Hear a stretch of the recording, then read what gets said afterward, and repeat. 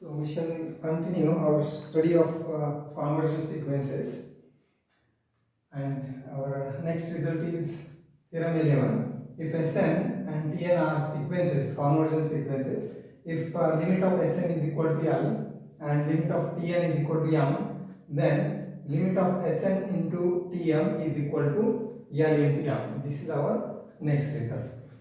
Now we shall make use of the earlier lemma to prove this result, and earlier theorems are also to be used.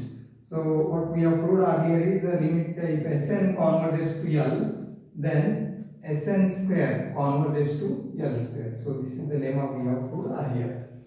Now proof of this theorem. So here we use the identity.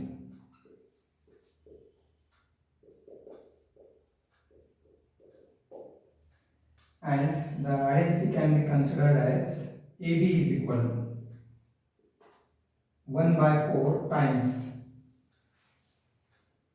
A plus B whole square minus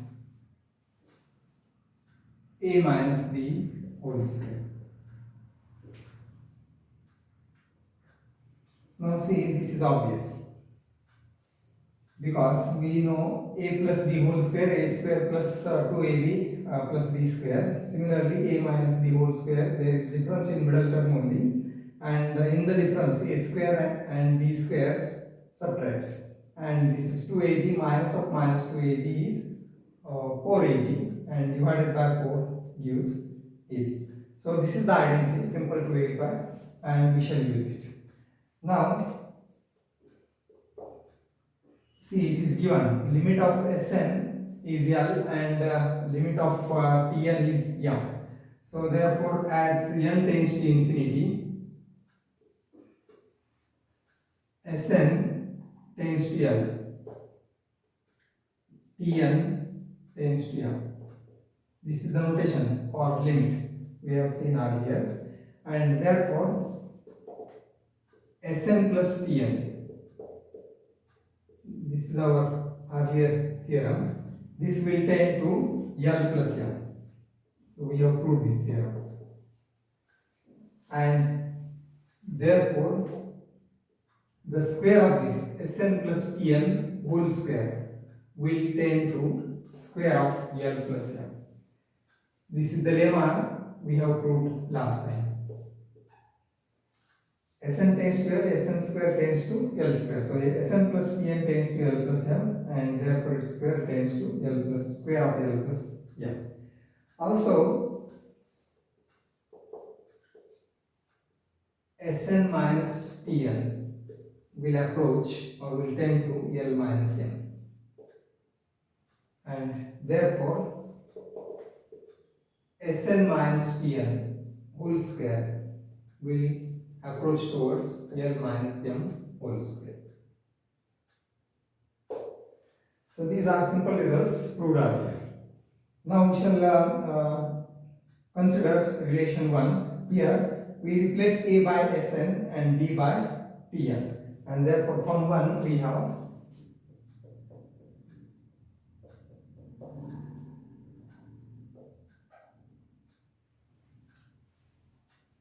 or before that from 1 or we may consider directly, or you may consider the difference of these two, and we may use one relation directly. A into B, that is Sn into Tn, is equal to 1 by 4 times A plus B whole square. What is A plus B is Sn plus Tn minus Sn minus Tn whole square. We are writing Sn for A, Tn for B, and now you see, so this tends to 1 by 4. Now we will use these results. So Sn plus Tn, we suppose this as second and this result as third. And now you see, as L tends to infinity, we may consider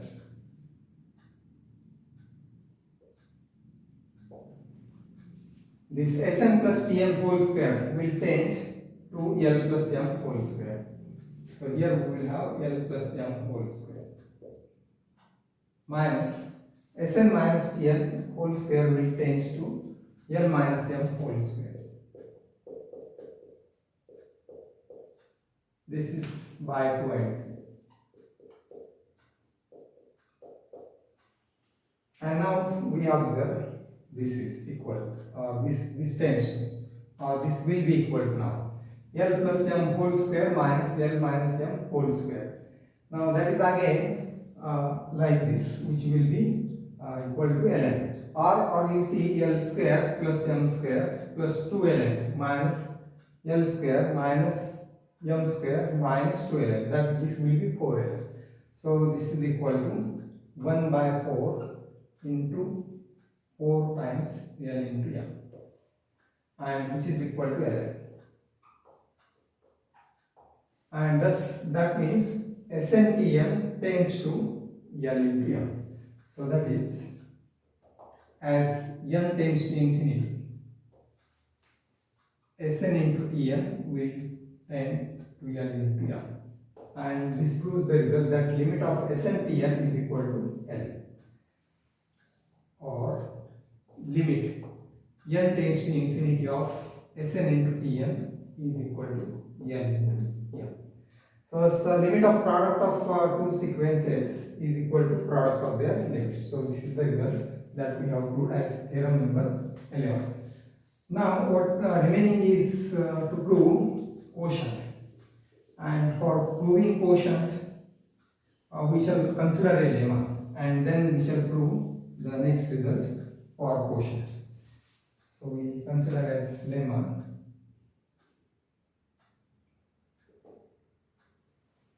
if Tn is a sequence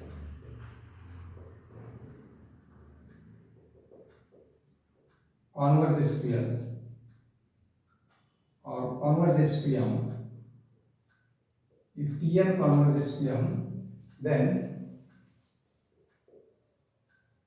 limit L tends to infinity of 1 by Tn is equal to 1 by M. Or inverse, the sequence 1 by Tn will converge to 1 by M, where M is a real number. M is not equal to 0. So this is necessary, because if M is 0, then it will not be defined. So Tn converges to M, then limit of 1 by Tn is equal to 1 by M, where M is not equal to 0. So this we have to prove. Now the proof is, we suppose M is positive. There are two possibilities. Either M is greater than 0, we have M greater than 0 or M less than 0. We consider the case M is not equal to 0, means either less than 0 or greater than 0, and we consider the case for M greater than 0. And the case M less than 0 will be proved by replacing Tn by minus Tn. So we suppose, or we consider the case M greater than 0. So the case M less than 0 will be proved, or will follow. Will follow by replacing, or on replacing Tn by minus Tn. There is minus sign difference. On replacing Tn, or applying this case for Tn, minus Tn, replacing Tn by minus Tn. So thus first assuming M greater than 0 is sufficient to consider here. So therefore let M is greater than 0. Now we have to prove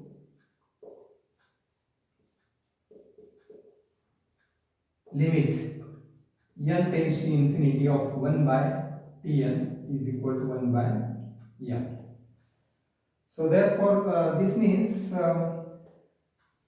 there exists, we apply the definition of a limit of sequence. There exists epsilon or given epsilon greater than 0, there exists capital N belongs to I such that the absolute difference of these two is less than epsilon. So that is to prove, that is for given epsilon greater than 0, we have to find. So we have to find N belongs to I such that. So this is the definition of limit of a sequence such that the difference of these two, absolute difference of these two, 1 by Tn minus 1 by n is less than epsilon, or n greater than or equal to capital N. So this is what we have to prove. If you prove this, then the result will be proved. And this means, that is, subtract this, so it will be m minus Tn divided by product of m into Tn is less than epsilon, n greater than or equal to n. But because this is absolute difference, m minus Tn, so mod of m minus Tn is same as mod of Tn minus n, and therefore we may write this as, that is, or, and separate the absolute value function also. Mod of a by b is equal to mod a divided by mod. Modulus can be separated. And the first we write Tn minus m, because mod of a minus b is same as mod of b minus a. So divided by m into Tn. This is less than epsilon. So this is what we have to prove. N greater than or equal to n. Now, what is given is Tn is convergent to m. So we suppose this result as first one. Now, limit of Tn is equal to m, or Tn converges to m. So we apply the definition of limit for this also. So given instead of epsilon, we can consider epsilon as m by 2. M is positive. M is positive and epsilon should be positive. So therefore, there exists n1 belongs to I. We are considering, instead of n, we are considering n1. n1 belongs to I such that mod of Tn minus m is less than m by 2 for n greater than or equal to n1.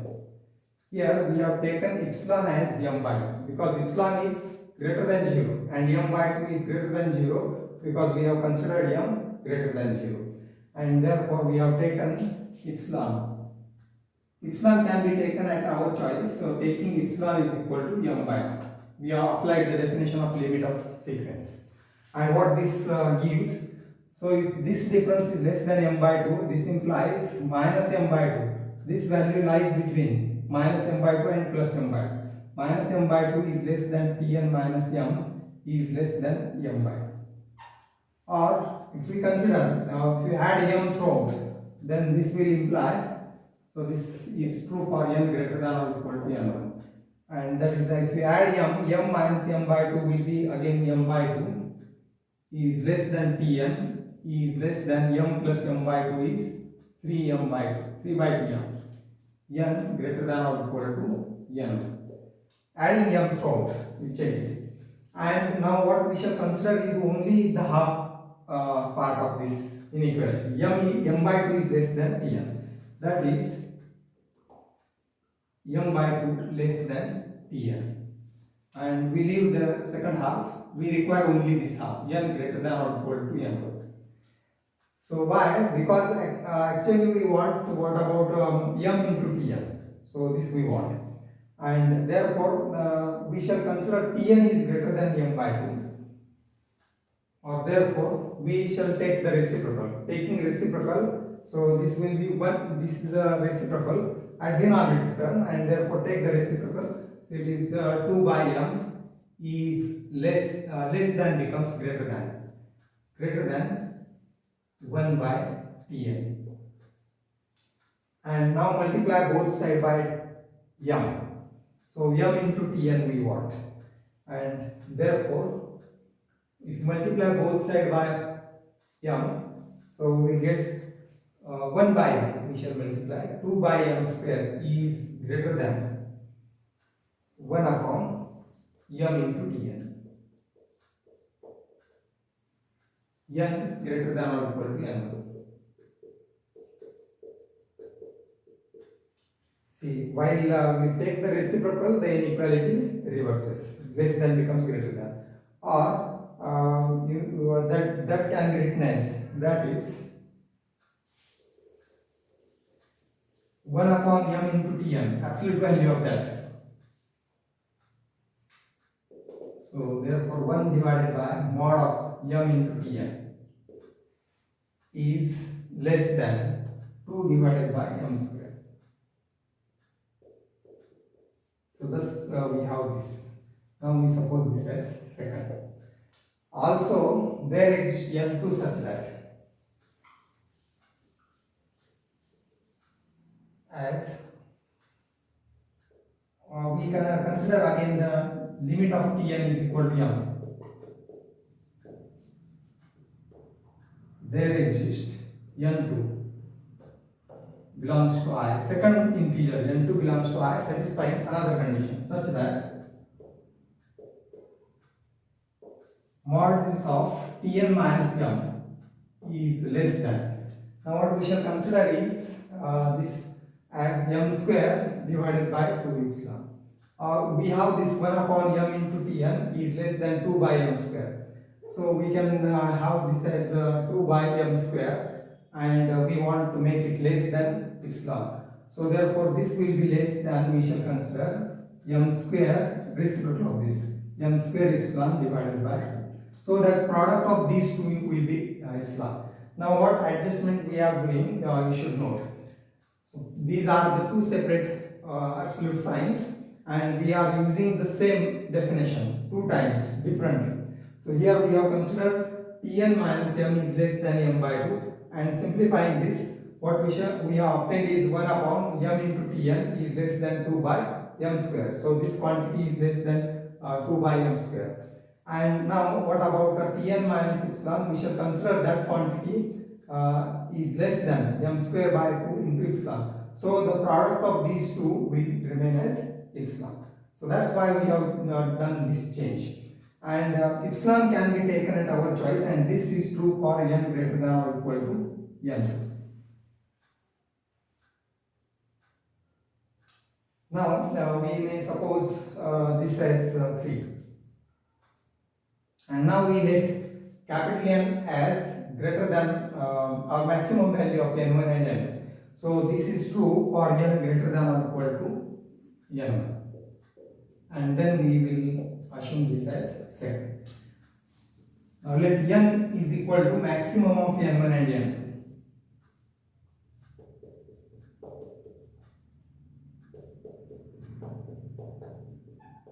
Then for this n, both second and third poles. So this will be true for this n. Then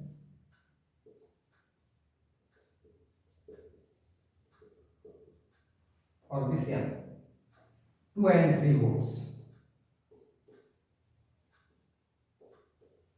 We have used this part earlier also. If there are two statements, first statement holds for n greater than or equal to n1, second holds for n greater than or equal to n2, then these two statements will hold for maximum value of n1 and n. And therefore from 1 now, from 1, what we will have is mod of Tn minus m divided by m into Tn.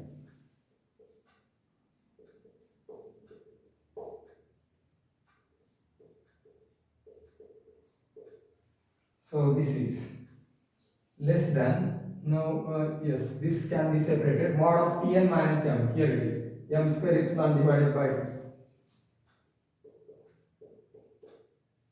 And 1 upon mod of m into Tn, it is 2 divided by m square. and now you see what remains is epsilon 1. This is equal to epsilon, and this is true for n greater than or equal to n. So thus we have proved the statement 1. Mod of same result. Mod of Tn minus m divided by mod of m into Tn is less than epsilon for n greater than or equal to n. And hence 1 is true. And 1 is true means the limit of 1 by Tn is equal to 1 by m.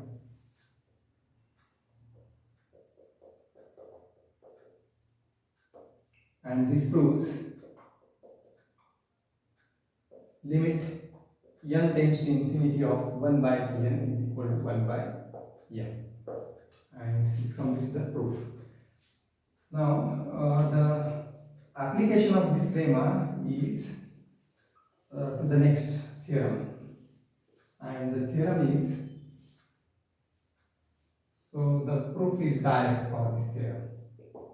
If limit n tends to infinity of Sn is equal to L, limit n tends to infinity of Tn is equal to m, where m is not equal to 0, then limit n tends to infinity of Sn divided by Tn is equal to L divided by m. Now how this can be proved with the help of this lemma? So the proof is very easy, and the lemma is important than rather than this theorem. So we can write the proof directly. Limit n tends to infinity of Sn divided by Tn. So this we can write limit n tends to infinity of Sn into 1 by Tn. Product. Quotient is written as the product with the reciprocal, and this is equal to limit of Sn into limit of 1 by Tn. The earlier theorem, limit of Sn Tn is limit of Sn into limit of Tn. Instead of Tn, it is 1 by Tn. And what is limit of Sn? That is L. And what is limit of 1 by Tn? Earlier lemma. Limit of 1 by Tn is 1 by M. So this is 1 by M. And this is equal to L by M. M is not equal to 0. And this proves the result. So thus we have proved some results on convergent sequences. That means limit of sum, difference, product and quotient is equal to their respective limits, respective operation of their limits. And so these theorems are important, and proofs are also important for these theorems. So next time we shall consider few problems on these theorems, or application of these theorems we shall consider next time. Thank you.